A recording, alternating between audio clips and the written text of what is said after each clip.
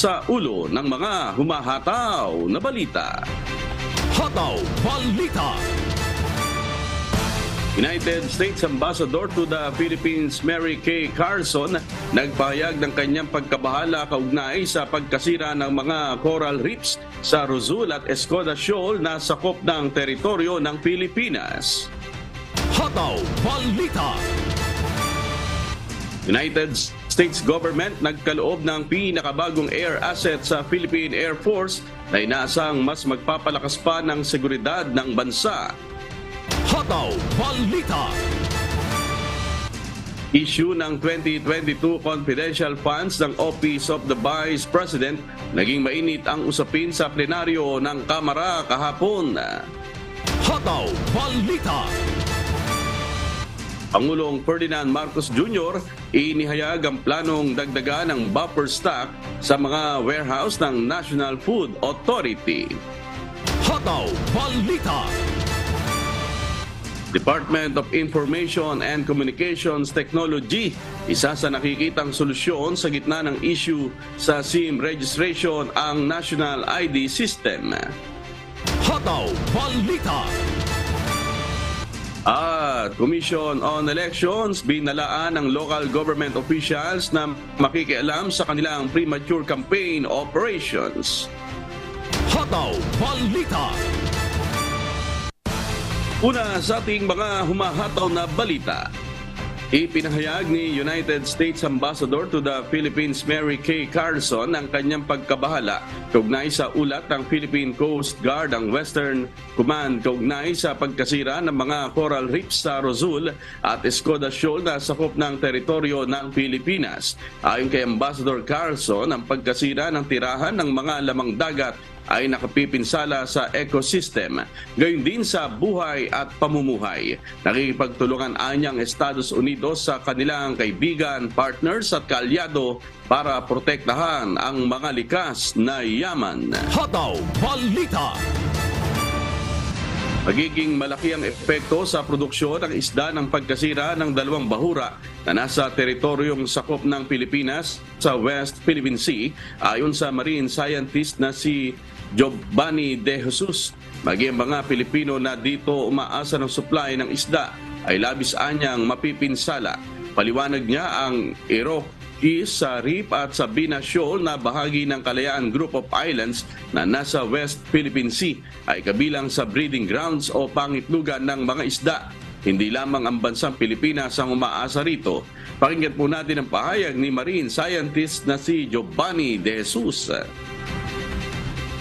So may mga pag-aaral na yung Kalayaan Island Group, yung West Philippine Sea, source at sink siya ng larvae ng mga binhi ng corals at ng isda sa Palawan, sa ibang side ng Pilipinas, at maski sa ibang bansa within the South China Sea like China, Vietnam. So kung nawala to, kumbaga wala na magsosource.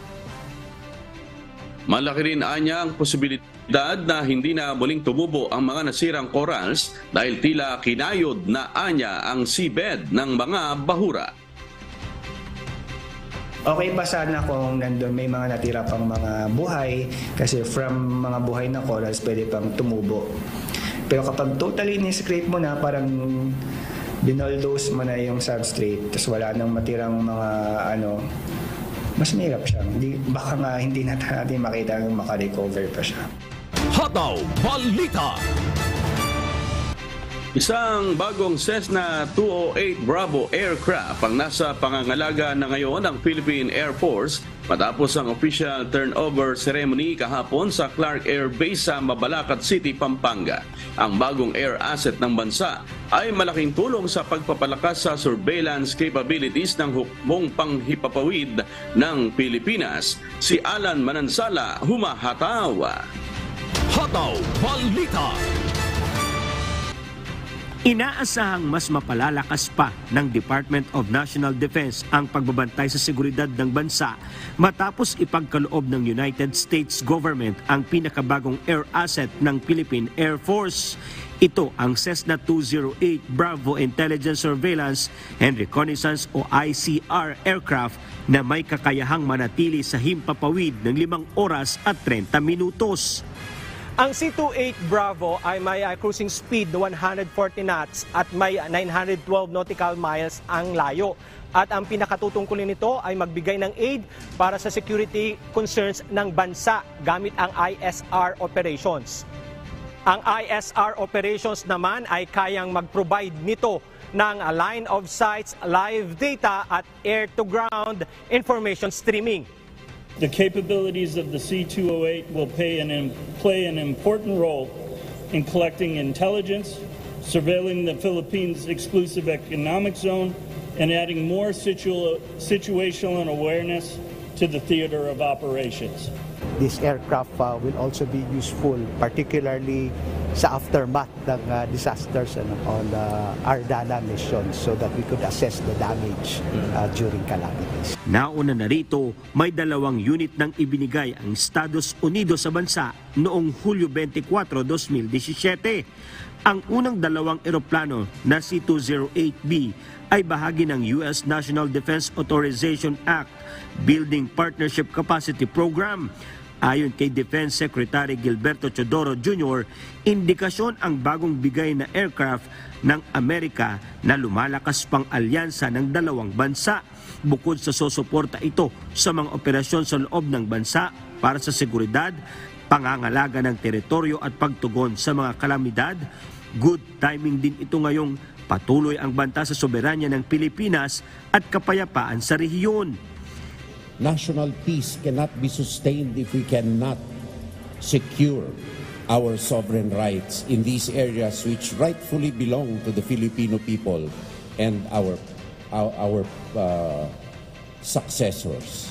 Sa gitna ng patinding tensyon sa West Philippine Sea, malinaw sa kalihim na ang pagbabantay sa ating teritoryo ang malaking hamon na kinaharap ng bansa sa usaping depensa. Dahil dito, pinariripaso na niya ang mga naunang plano sa ilalim ng modernization program upang matutukan ang kakayahan ng AFP na maprotektahan ang ating Exclusive Economic Zone o EEZ. Ayon kay AFP Western Command Chief Vice Admiral Alberto Carlos, nakadepende sa gamit nila ang kakayahang tugunan ang agresibong hakbang ng China, kaya hindi raw sasapat ang determinasyon. Bagay na sinasang-ayunan naman ni Armed Forces Chief of Staff General Romeo Browner Jr. We're looking at a change in our strategic direction when it comes to defending the archipelago. No? This time, we are focusing on really projecting our defenses to include the 9 features that are being occupied by the Philippines. Target ng DND na tapusin ang gagawing pagre-review sa Horizon 1, 2, and 3 bago pumasok ang 2024. We have to build up our capabilities as soon as possible. So this cannot be delayed. And we are working day and night to try to establish our own systems and whatever capabilities that we can get from our treaty partners and other allies. We're trying to converge these into interoperable systems. It's critical, highly critical. Diyos ang aming sandigan, serbisyo publiko ang aming pinahahalagahan. Alan Manansala, Humahataw. Hataw Balita. Isinusulong ni Albay 1st District Representative Edsel Lagman ang paghihigpit sa paglalaan ng confidential at intelligence funds o CIF sa mga ahensya ng pamahalaan sa unang araw ng plenary debates para sa 2024 proposed national budget kahapon September 19 upang maiwasan din ang pag-abuso sa paggamit ng contingency funds maging ng CIF. Nais ding limitahan ni Congressman Lagman ang paggamit ng naturang pondo. Plano rin ng mambabatas na isulong ang mas komprehensibong pag-uulat sa paggamit ng alokasyong ito. Pakinggan po natin ang pahayag ni Albay 1st District Representative Edsel Lagman. I will initiate some changes on the appropriation of the CIF and the entitlement of some agencies. And I hope this initiative will be considered by the leadership of the Committee on Appropriations. That is why I am proposing that in the General Appropriations Bill, we provide strict reporting requirements for purposes of transparency in the utilization of confidential and intelligence fund, and have remedial provisions on the Joint Circular number 2015-01. Hataw Balita. Naging mainit ang usapin sa plenaryo ng Kamara sa issue ng 2022 confidential funds ng Office of the Vice President o OVP. Kinwestiyon ng Makabayan Black lawmakers ang pagkakaroon ng 125 million pesos na halaga ng confidential funds ang tanggapan ni Vice President Sara Duterte noong 2022. Galing ito sa contingent funds ng Office of the President. Git ni Marikina City 2nd District Representative Stella Kimbo, may existing line item ang inirelease na 2022 OVP confidential funds sa 2022 General Appropriations Act at para ito sa good governance at social services. Subalit punto ng Makabayan Black, hindi otorisado ang paggamit ng pondo. Pakinggan po natin ang palitan ng pahayag sa pagitan ni ACT Teachers Party List Representative Franz Castro at Marikina City 2nd District Representative Stella Kimbo. Kung hindi siya expressly provided for budgetary allocation, wala. Okay? Wala ang 2022 na confidential fund under the Vice President, under the OVP. Tama po ba yon, Madam Speaker? Madam Speaker, una sa lahat, one can force her opinion, but one cannot force her facts. Una sa lahat, maling bahagi ng libro ang tinitignan po ninyo. Maliwanag, nagdeklara ang Supreme Court na ang contingent fund ay isang line item appropriation. Madam Speaker, so, ibig wala sabihin tayo nun, doon sa contingent fund. So, ibig sabihin nun, hindi po natin pinag-uusapan dito. Please allow the sponsor to finish your statement. No. Kasi po, Madam Speaker, ang tinatanong ko lang dito kung meron o wala na expressly provided for. Wala pa po ako dun sa contingent fund. At payagan niyo po kung ipaliwanag kung bakit meron. Ang problema po is ayaw po natin makinig. Gusto ko po, Madam Speaker, ipaliwanag. Hataw Balita. Nanguna si Pangulong Ferdinand Marcos Jr. sa isinagawang panunumpa sa tungkulin ng mga newly promoted star rank officer ng Philippine National Police. Kinamon din ng Pangulo ang mga opisyal na manguna sa positibong pagbabago sa bansa. Nananawagan siya sa mga ito na panatilihin ang kanilang integridad at kanilang commitment sa pagsiserbisyo publiko sa kabila ng mga hamon na kinakaharap ng institusyon. Binilaan din ng punong ehekutibo mga tauhan at opisyal ng pambansang pulisya na sumisira sa reputasyon ng mga pulis. Pakinggan po natin ang pahayag ni Pangulong Ferdinand Marcos Jr. Mark my words, there will be no room for leniency for those who engage in acts that tarnish the reputation of our police and jeopardize the safety of our people. So to our new officers here, I urge you to keep your integrity at all times and remain steadfast in your commitment to public service amidst the many challenges faced by your institutions. Hataw Balita. Ipinagkaloob na ng Bureau of Customs ang mga nakumpiskang bigas sa Department of Social Welfare and Development. Tinatayang aabot sa nasa 42,000 na mga sako ng alas jasmine fragrant rice ang ipinagkaloob ng BOC sa DSWD na kanilang nasabat sa isinigawang operasyon mula sa Port of Zamboanga noong May 19. Noong September 1. Inisyuhan ng BOC ng Order of Forfeiture ang mga nasabat na bigas dahil sa paglabag sa Customs Modernization and Tariff Act, Rice Tarification Law at Anti-Agricultural Smuggling Act of 2016. Hataw Balita. Inihayag ni Pangulong Ferdinand Marcos Jr. ang plano ng kanyang administrasyon na dagdagan ng buffer stock o imbak ng bigas sa mga warehouse ng National Food Authority o NFA. Ayon sa Pangulo, kung mapupuno ng bigas ang NFA warehouses, makokontrol ang biglaang pagtaas ng presyo nito. Ito ang kabilang sa binanggit ng Pangulo nang mamahagi ng bigas sa Zamboanga City kahapon, September 19. Pakinggan po natin ang pahayag ni Pangulong Ferdinand Marcos Jr. Kaya at makikita ninyo, pupunuin nila itong warehouse, dadagdagan natin, gagawin natin mas malaki ang buffer stock para medyo meron, hindi na natin dapat makita ang biglang pagtaas ng mga presyo.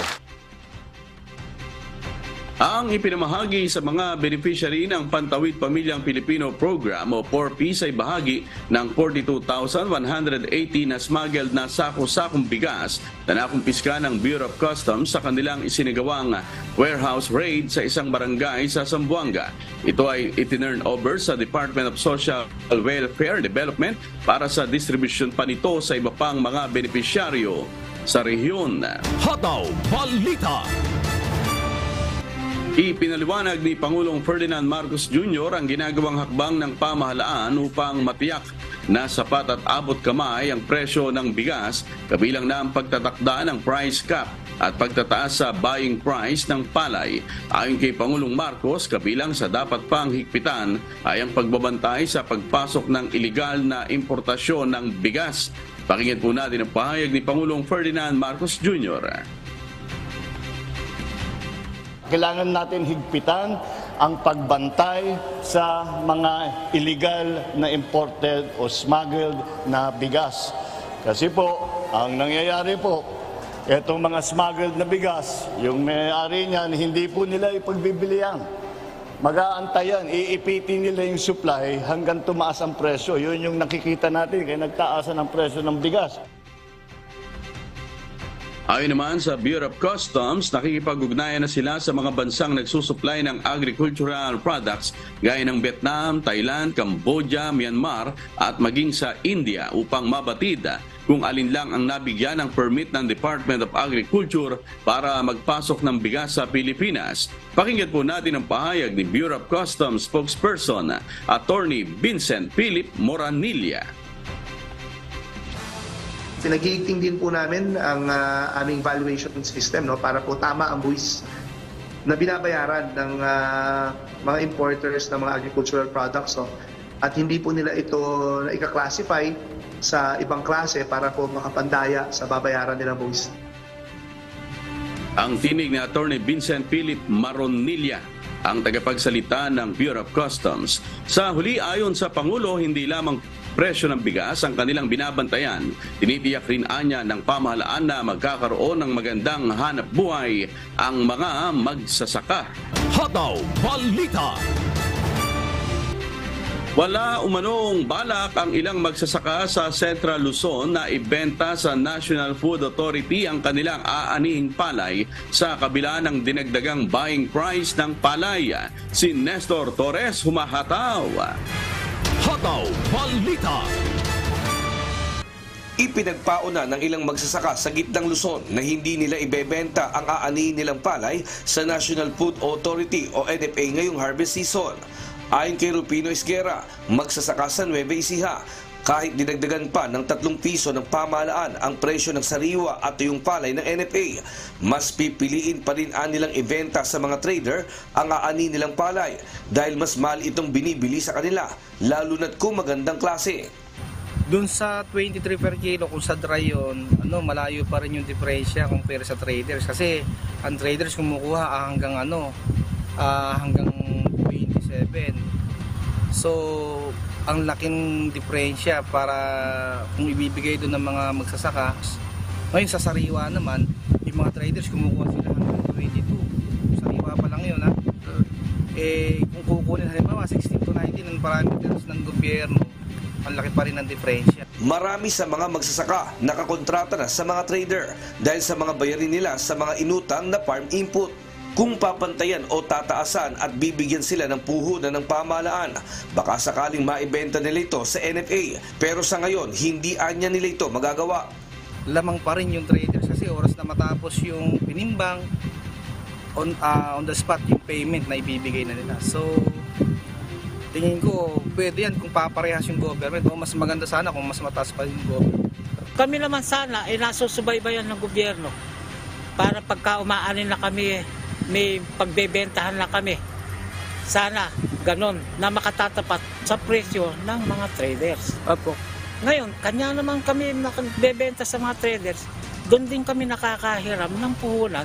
Marami pong mga magsasaka na nakakahiram ng puhunan sa mga traders. Kanya yung mga traders, yung kung ano yung sabihin nilang presyo na halaga ng palay namin, sila din ang kumukuha para kami naman makabayad din sa mga traders. Dagdag pa ng ilang magsasaka, isa pang dahilan kaya ayaw nilang ibenta ang kanilang palay sa NFA ay dahil kailangan pa nila itong ibiyahe at mauuwi lang sa krudo ang kita nila sa palay. Kung dadalhin pa sa kalay, mahirapan natin kami sa wala nyo, sa diesel, mahal ng diesel. Sa wala naman po, walang babagar sila sa second half, lalo mahal. Wala na pumatid para sa amin. Diyos ang aming sandigan, serbisyo publiko ang aming pinahahalagahan. Nestor Torres, Humahataw! Hataw Balita! Isa ang National ID System sa nakikitang solusyon ng Department of Information and Communications Technology o DICT sa gitna ng issue sa SIM registration. Sa budget hearing sa Senado ng panukalang pondo ng DICT para sa 2024, sinabi ni Secretary Ivan Jan Uy na may mga ahensya na gobyerno na hindi umano ganoong kahigpit pagdating sa paglalabas ng ID kaya maaaring pekein ang mga impormasyon nito. Ang nakikitang solusyon ng DICT sa issue ay ang isama ang National ID System sa kanilang database para ma-validate ang mga impormasyon ng mga nagpaparehistro ng SIM. Nasa 80 hanggang 90 million na ang captured data ng Philippine Statistics Authority na maaaring magamit ng DICT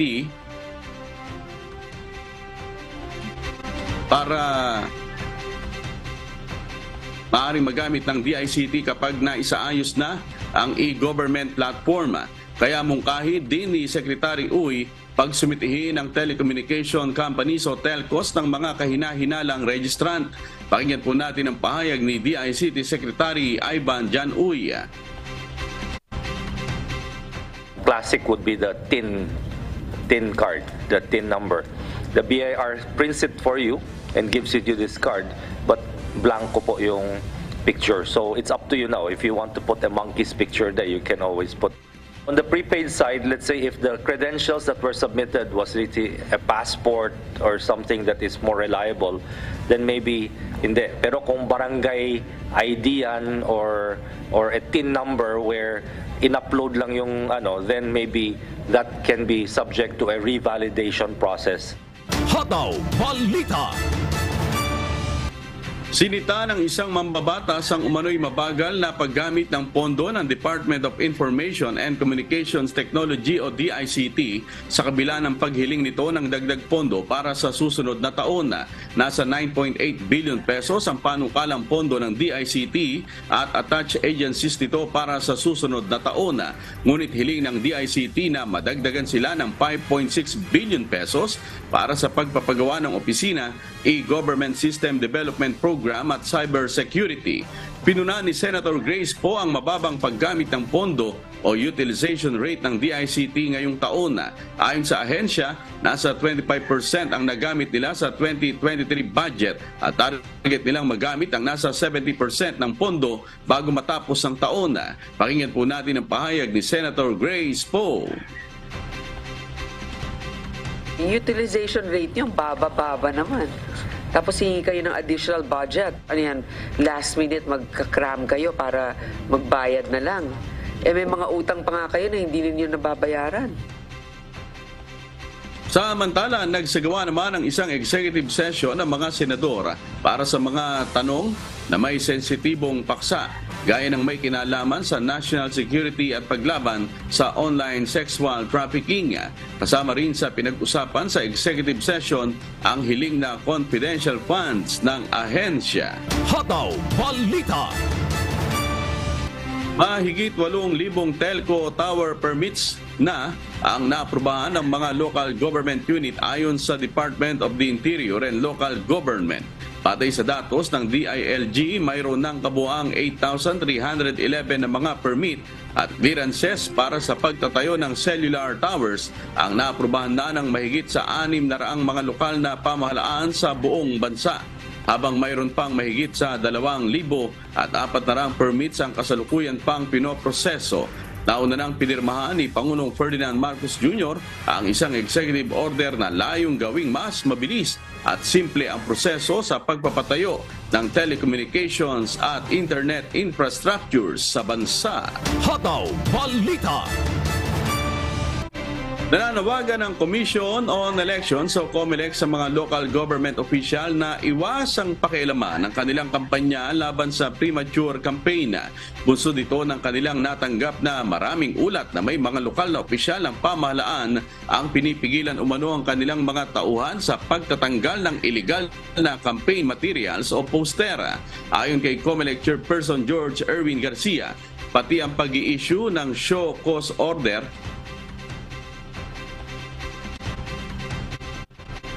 sa mga kandidato na lumabag sa premature o maagang pangangampanya ay pinakikialaman din. Payo ni Garcia sa mga tauhan ng COMELEC na gawin lang na tama ang kanilang trabaho at sundin ang mga ipinatutupad na panuntunan. Pakinggan po natin ang pahayag ni COMELEC Chairman George Erwin Garcia. Poprotektahan namin kayo. And yung mga sinasabing patatanggal daw sila, ipalilipat. Paano nila ipalilipat? Akong pwede maglipat. Akong pwede magtanggal sa ating mga local COMELEC. Pinag-aaralan na ngayon ng COMELEC kung ano ang mga pwedeng isampang kaso sa mga nakikialam ng local government official. Maaari nang dumulog sila sa Department of the Interior and Local Government o DILG para madisiplina ang mga lokal na opisyal. Hindi tayo magtutupik-patupik-tupik dito at hindi tayo magdadalawang isip. Tatandaan nila. Kung dati-rati maluwag at nakakaligtas sila, ngayon hindi. Dahil yan ang batas. Yan ang dapat na ginagawa ng COMELEC. Yan naman ang ating sinasabi. Hindi ito tapang-tapangan. Ito ay pagtatama lang sa mga dating hindi natin nagawa. Hataw Balita. Muling kinontra ng Metropolitan Manila Development Authority o MMDA ang panukala na tanggalin ang EDSA Bus Carousel. Ayon kay MMDA Chairman Romando Artes, malaki na ang pondong nagastos ng pamahalaan para sa EDSA Busway at iginit na epektibo naman ang sistema para mapabilis ang biyahe ng mga commuter. Nauna nang nananawagan ng ilang grupo ng bus operators sa Metro Manila na payagan ng ibalik ang dati nilang ruta bago pa magkaroon ng COVID-19 pandemic. Maabot na lamang sa halos 500 ang kasalukuyang bilang ng city buses na bumibiyahe sa EDSA mula sa dating mahigit 3,000. Hataw Balita. Oras, alas 5:37 na po ng umaga at sa pagpapatuloy ng Hataw Balita Pilipinas. Nakisa sa isinagawang coastal cleanup ang UNTB at Members Church of God International o MCGI kasamang provincial government at iba't ibang ahensya ng pamahalaan sa mga lalawigan ng Bataan at Batangas. Sina Melanio Aquino at Ari Silvestre, humahataw. Hataw Balita. Pinangunahan ng UNTB ang isinagawang sabayang paglilinis sa mga baybayin sa buong probinsya ng Bataan na nilahukan ng mahigit 700 iba't ibang grupo katuwang ang MCGI Bible Readers, MCGI Cares, Department of Environment and Natural Resources at marami pang iba na inorganisa ng lokal na pamahalaan ng Balangas City. Layon nito na linisin ang isa sa pangunahing lugar sa Balangas City, ang Wetland and Nature Park ng Balanga na dinarayo taon-taon ng iba't ibang migratory bird mula sa iba't ibang bansa at pinagsasagawaan ng Ibong Dayo Festival tuwing Pebrero. Nakalikom ng mahigit 100 sako ng mga basura sa baybayin ang mga volunteers. Nagpasalamat naman sa UNTV si Bataan Provincial Environment and Natural Resources Director Raul Mamak sa tulong na ibinigay nito sa kanilang bayan. Una, nagpapasalamat po kami sa inyo, sa UNTV, sa iba pang mga kasamahan natin, na huwag kayong magsasawa kasi ito taon-taon. Hindi naman pinalampas ng MCGI volunteers na makibahagi sa ganitong programa. Kaya sama-sama silang pumunta sa Barangay Aplaya sa Bawan, Batangas. Pagkakataon po kasi dapat po na makagawa po ng mabuti, hindi po pinapalampas. Yun po ang isa po sa turo po sa amin sa MCGI at bilang mga kabataan po, tungkulin po kasi namin na makibahagi po sa lahat po ng gawain na magagamit po namin yung lakas po namin pati pagkakataon para makaabot po sa mga lugar, sa mga tao po na kailangan po namin maabot para po sa aral po ng Diyos. Labis naman ang pasasalamat ng Barangay Aplaya nang makita ang pakikiisa ng MCGI sa paglilinis ng kanilang baybayin dahil madalas na dumarami ang basura doon kapag nagkakaroon ng bagyo. Patuloy ang pakikibahagi ng Members Church of God International sa mga ganitong programa upang makatulong at makagawa ng mabuti sa lahat. Diyos ang aming sandigan, serbisyo publiko ang aming pinahahalagahan. Mula rito sa Batangas, Ari Silvestre. Mula rito sa Balangas City, Milanio Aquino. Humataw! Hataw Balita. Inanunsyo ng Bureau of Fisheries and Aquatic Resources o BFAR na ipatutupad ang closed fishing season sa ilang bahagi ng karagatan sa bansa simula sa darating na Oktubre hanggang Disyembre. Sakop ng fishing ban ang Northeastern Palawan para sa isdang galunggong, gayon din ang isdang sardina sa Zamboanga. Maging ang panghuhuli ng ilang uri ng maliliit na isda sa karagatan ng Visayas. Ayon kay BFAR spokesperson Nazario Briguera, ang pansamantalang pagbabawal ng panghuhuli ng mga isda ay upang mabigyang pagkakataon ng mga ito na makapangitlog at makapagparami. Katuwang ng BFAR sa pagpapatupad ng closed fishing season ang Philippine National Police, Marine Group at Philippine Coast Guard. Hataw Balita. Panibagong engkwentro sa pagitan ng tropa ng militar at New People's Army ang nangyari sa Surigao del Sur kahapon. Agad namang inilika sa mga residente sa lugar habang patuloy pa ang pursuit operation sa mga rebelde. Si MJ Vasquez humahataw. Hataw Balita. Isang sagupaan ang naganap sa pagitan ng 36th Infantry Battalion ng Armed Forces of the Philippines o AFP at grupo ng New People's Army o NPA sa Barangay Maitom, Tandag City, Surigao del Sur pasado alas 6 ng umaga kahapon September 19. Tumagal ang naturang bakbakan ng halos 30 minuto. Hindi na iwasang mangamba ng mga residente. Kaya naman ang Local Government Unit o LGU ay agad na inilikas ang mga nakatira malapit sa pinangyarihan ng engkwentro. Agad ding kinansila ang mga klase sa paaralan. Ayon sa initial report ng 36th IB, mahigit kumulang 30 miyembro ng NPA ang kanilang nakasagupa. Matapos ang bakbakan, na-recover ng tropa ng militar ang 6 na matataas na kalibre ng mga baril, mga pampasabog at mga kagamitan ng rebeldeng grupo. Samantala, nagpapatuloy naman ang pursuit operation sa nasabing lugar. Ligtas namang namamalagi sa evacuation center ang nasa mahigit 500 pamilya. Nagpadala na rin ng emergency assistance ang Tandag City LGU para sa mga apektadong residente at hinikayat na manatili muna sa mga evacuation center hanggang hindi pa idinedeklara ng Philippine Army na fully under control na ang lugar. Diyos ang aming sandigan, serbisyo publiko ang aming pinahahalagahan. MJ Vasquez, humahataw. Hataw Balita. Tumanggap ang 30 dating rebelde sa ABRA ng Livelihood Assistance sa ilalim ng Integrated Livelihood Program ng Department of Labor and Employment o DOLE. Naipamahagi ang 5 sari-sari store package, 18 hog racing package, 6 na goat racing package at 1 para sa chicken layers. Tiniyak ni DOLE-CA Regional Director Nathaniel Lacambra na laging bukas ang pamahalaan at handang tanggapin ang mga dating rebelde na naghahangad na makabalik sa normal na pamumuhay. Nagpapasalamat naman ang mga benepisyaryo sa tulong na ipinagkaloob ng gobyerno. Layunin ng DOLE Integrated Livelihood Program na matulungan ang mga nangangailangan sa pamamagitan ng pagbibigay ng livelihood assistance na pwede nilang gamitin sa pagsisimula ng kanilang negosyo.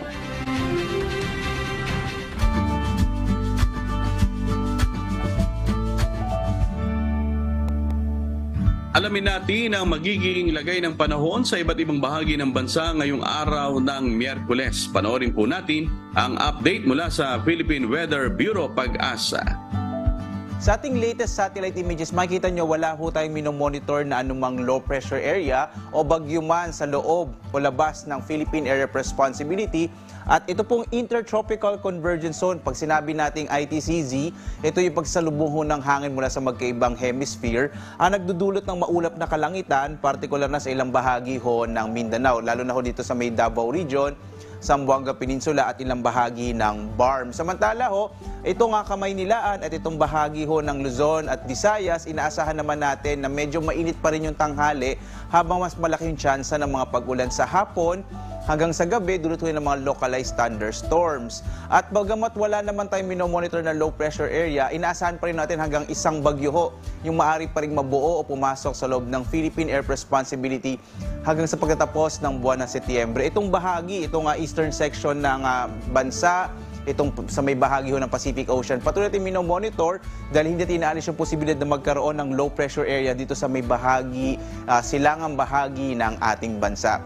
Kaya sa mga kababayan ho natin, posible ho no, sa hapon hanggang sa gabi, magdala pa rin kayo ng pananggalang sa ulan dahil may posibilidad pa rin ng mga thunderstorms at nadulot ng mga localized thunderstorms at mga rain showers. Samantala, narito magiging lagay ng panahon dito sa may bahagi ng Luzon. Malaking bahagi pa rin ng Luzon ang makararanas ng medyo mainit at tanghali habang mas malaking tsansa ng mga pulupulong pag-ulan, pagkilat, pagkulog, dulot ngayon ng mga localized thunderstorms. Yung agwat ng temperatura natin dito sa Lawag nasa 26 to 32 habang sa Baguio 17 to 24 degrees Celsius hanggang 35 degrees Celsius naman sa bahagi ng Tuguegarao. Itong Kamaynilaan 24 to 33 degrees Celsius, sa Tagaytay 23 to 31, habang sa may bahagi ng Bicol, dyan sa Legazpi City 26 to 33 degrees Celsius, sa Calayan Islands naman 25 to 33 degrees Celsius, habang sa Puerto Princesa 25 to 33 degrees Celsius. Dito sa may Kabisayaan, malaking bahagi din ng Visayas makararanas ng mga isolated rain showers and thunderstorms.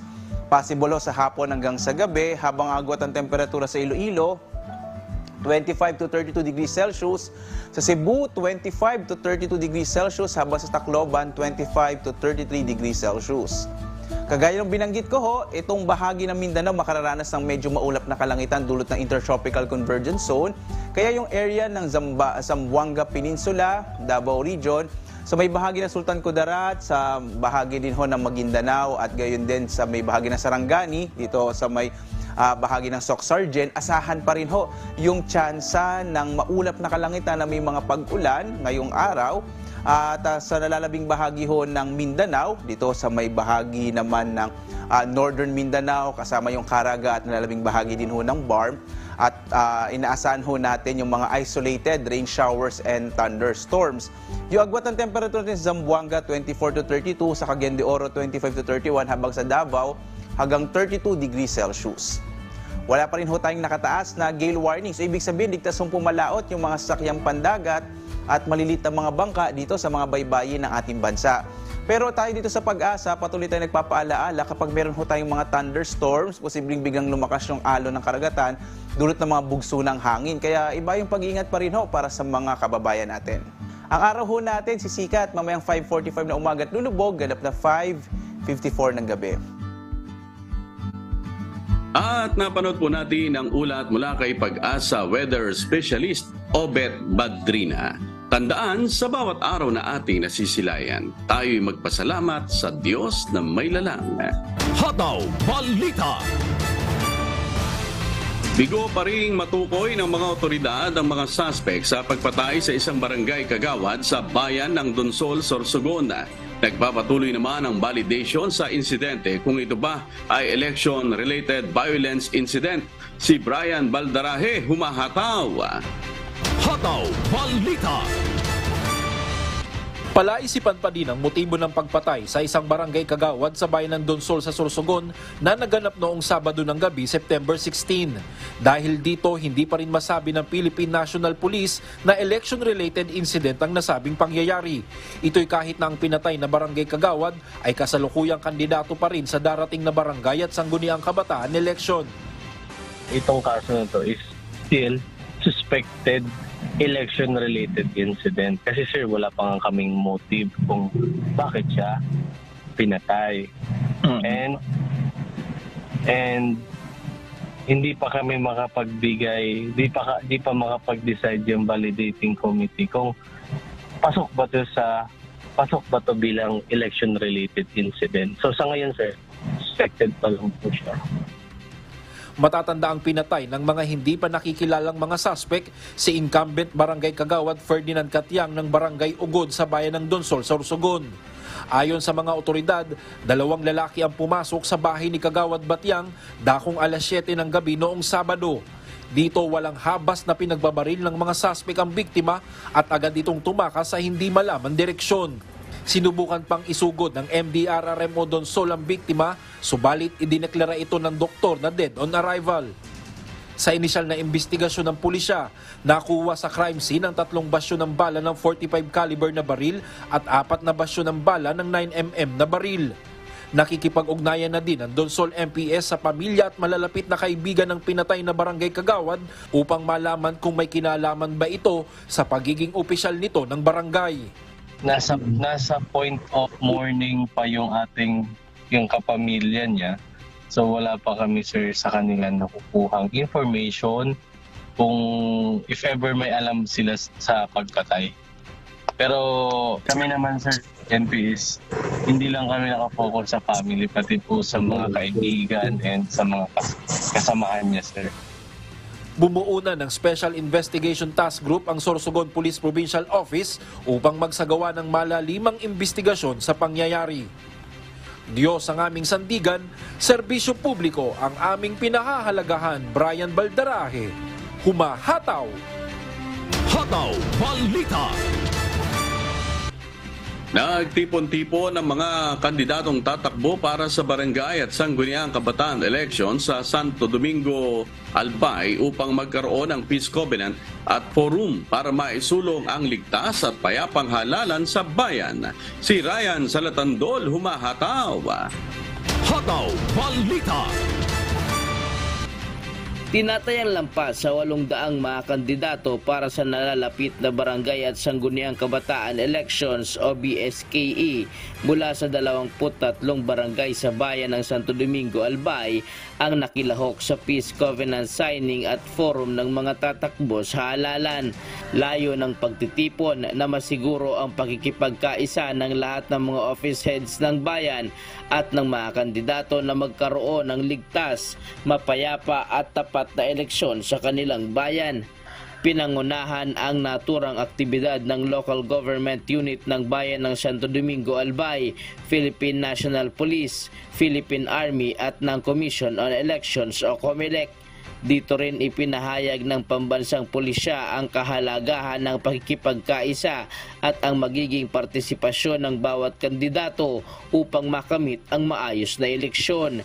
Isa-isa ring pumirma sa Integrity Pledge Wall ang bawat kalahok sa nasabing pagpupulong bilang tanda ng kanilang commitment sa ligtas na barangay at sangguniang kabataan elections sa darating na Oktubre 30. Diyos ang aming sandigan, serbisyo publiko ang aming pinahahalagahan. Ryan Salatandol, humahataw! Hataw Balita!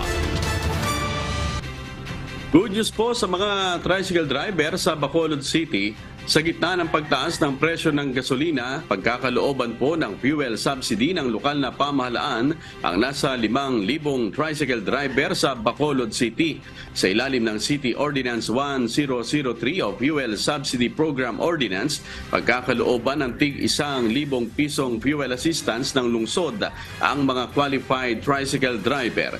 Kabilang na rito ang mga tricycle for hire na may valid franchise mula sa city government at nasa official list ng business permits and licensing office at may valid driver's license.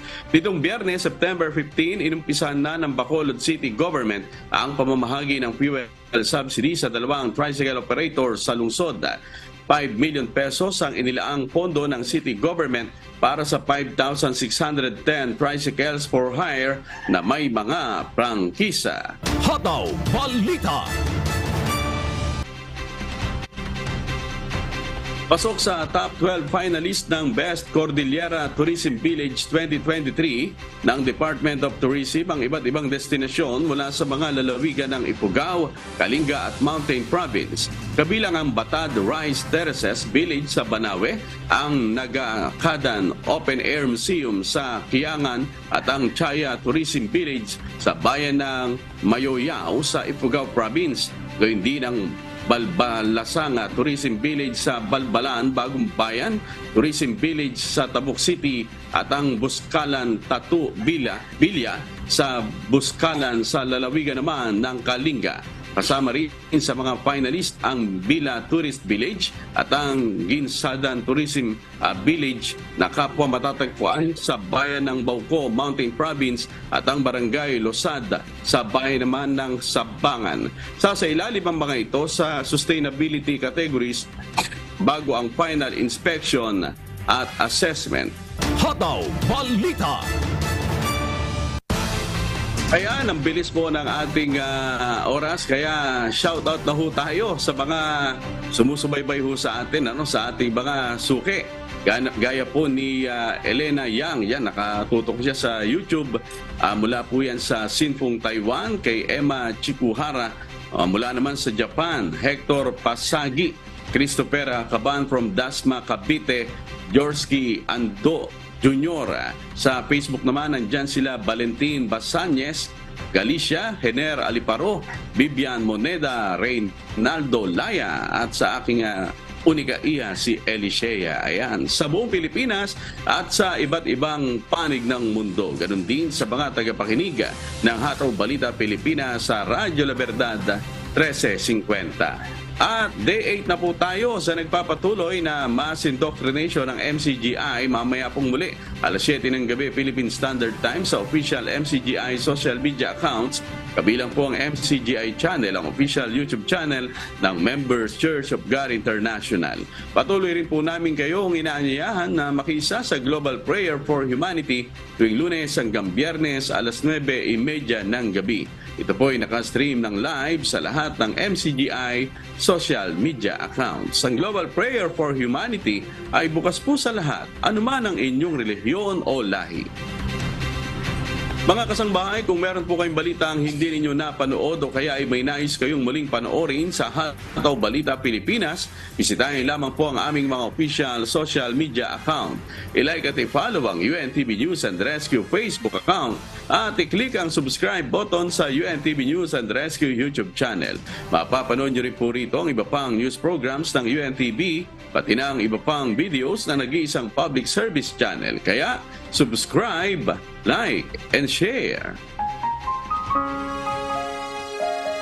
At sa aming ibabahaging mga salita ng Diyos na ating sandigan, mula sa Levitico Kapitulo 20, talatang 7 hanggang 8.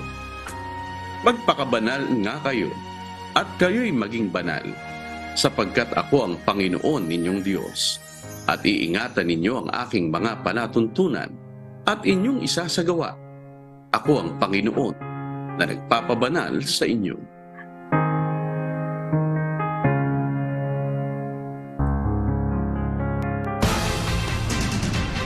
Yan pong mga humahataw na balita ngayong umaga ng Miyerkules, ika-20 sa buwan ng Setyembre 2023. Sa ngalan po ng lahat ng bumubuo ng UNTV News and Rescue at ng UNTV Radyo La Verdad 1350, ng ating mga correspondent mula Luzon, Visayas at Mindanao. Ako po ang inyong amigo, Sherwin Kulubong. At dito sa UNTV at UNTV Radyo La Verdad 1350. Diyos ang aming sandigan. Serbisyo publiko ang aming pinahahalagahan. Susunod na po ang Good Morning Kuya. Salamat po sa Diyos at magandang umaga.